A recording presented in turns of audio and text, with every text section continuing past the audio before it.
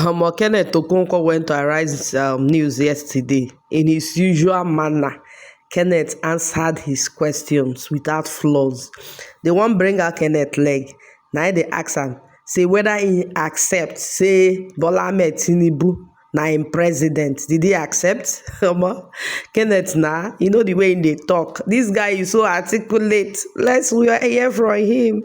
Let me start by asking you whether you accept that Bola Tinibu is now constitutionally the president of Nigeria. Well, I accept that we are in court questioning the validity of that pronunciation and subject to the decision of the court. I will take a clue on how to answer that your question. Because obviously Mr. Tinibu is now the president of Nigeria, if he reaches out to Peter Obi and the Labour Party, and we understand he has this canny ability to mobilize people to his side of the fence, what do you think ought to be the reaction of Mr. Obi and the Labour Party to such an overture? In law, you do not approbate and reprobate.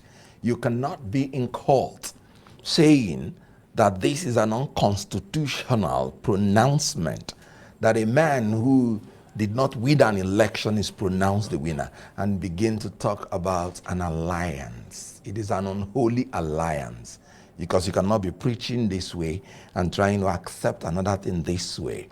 That's the classical definition of being a hypocrite, and we are not that in Labour. So we are consistently maintaining our stand subject to the pronouncement of the court. In that regard, I wonder what you make of the messages that he's pushed out so far and the optics of that in his inaugural speech. Were you inspired by it, or were you depressed by it? I was a bit scandalized by it, because a statement was made to be an inaugural speech, and right there in the speech, you could see a man contradicting the exact thing he was saying. Well, I may not blame him. The statement was written for him, but his own utterances, which was not even in the text, ran exactly contrary to exact thing he was saying, meaning he was simply being a mouthpiece to somebody who wrote something. I said it during campaign that I am not moved by anything documented, because that may just be the work of some brilliant professors. I want to hear the candidates talk. I want them to be cross-examined. Let's hear what he will say. Now, let me move into why I said this. A man in his speech said, "We shall consult and dialogue and never dictate." And Piam, he issued the first dictate of his regime. Fuel subsidy is gone. Well, I don't mean to interrupt you, but because our job is to try and interpret things as accurately as possible. Proceed. If you interpret that, certainly the way that they are now explaining it, they're saying that he made a reference to the fact that subsidy is gone, but the reference was the fact that the previous government had only made allowance up till June in the budget. It wasn't him who did it. He was simply acknowledging that the subsidy is effectively gone. Would you concede that to him? No, I would not. The statement he made was in May. The subsidy was to go by June.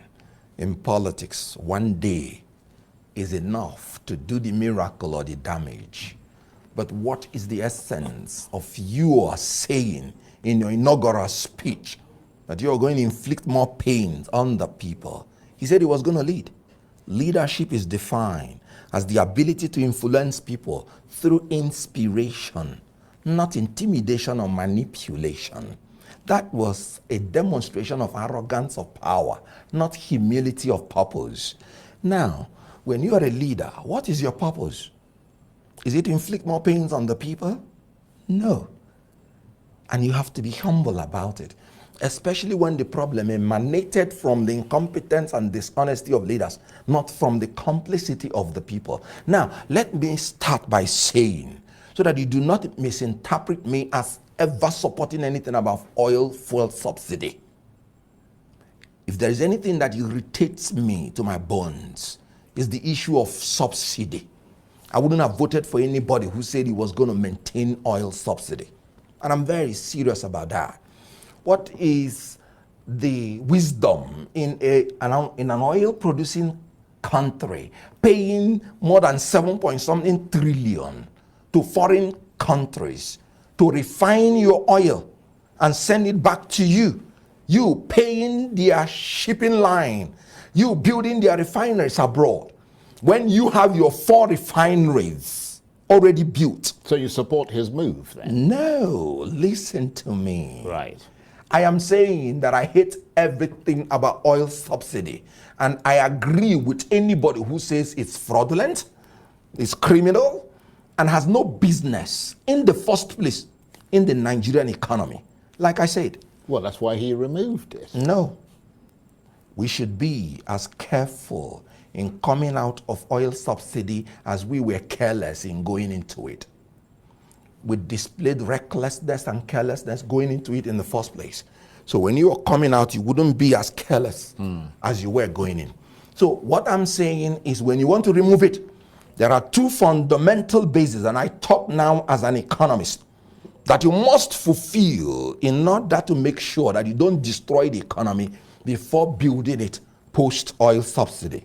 And the 2 basic econometrics that you must achieve: you must saturate the system with fuel, and you must ensure there is no monopoly.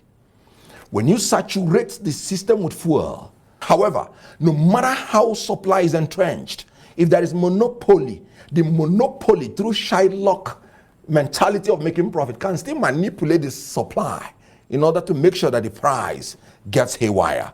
I give you an example with OPEC. OPEC can throw its weight around. Even when the supply is there and they don't like the price, they simply cut the supply and the price will jack up.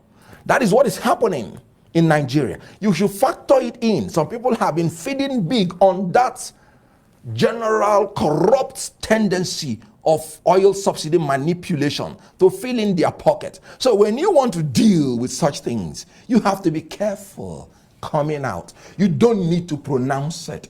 Like I said, why I said it's a demonstration of arrogance of power. It's just, you just want to tell people that as president, my word is law, nothing else.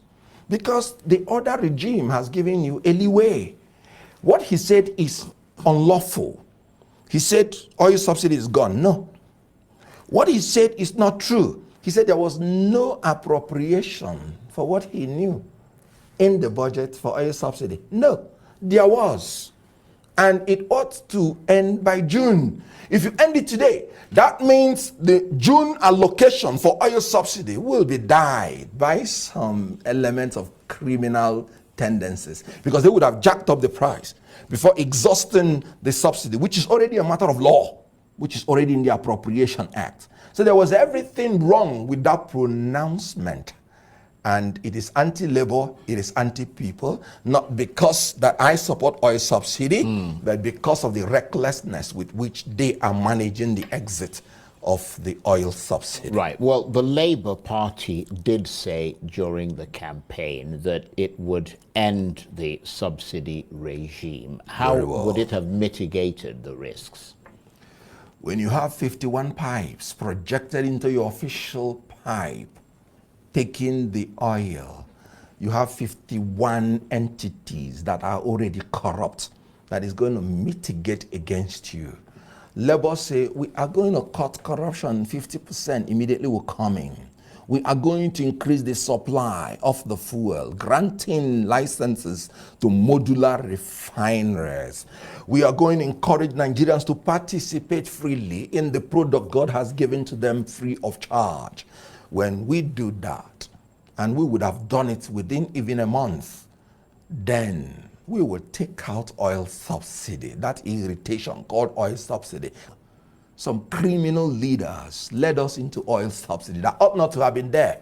Dangote spent $19 billion to rebuild his refineries. And these people have spent more than that, and they could not repair their refineries.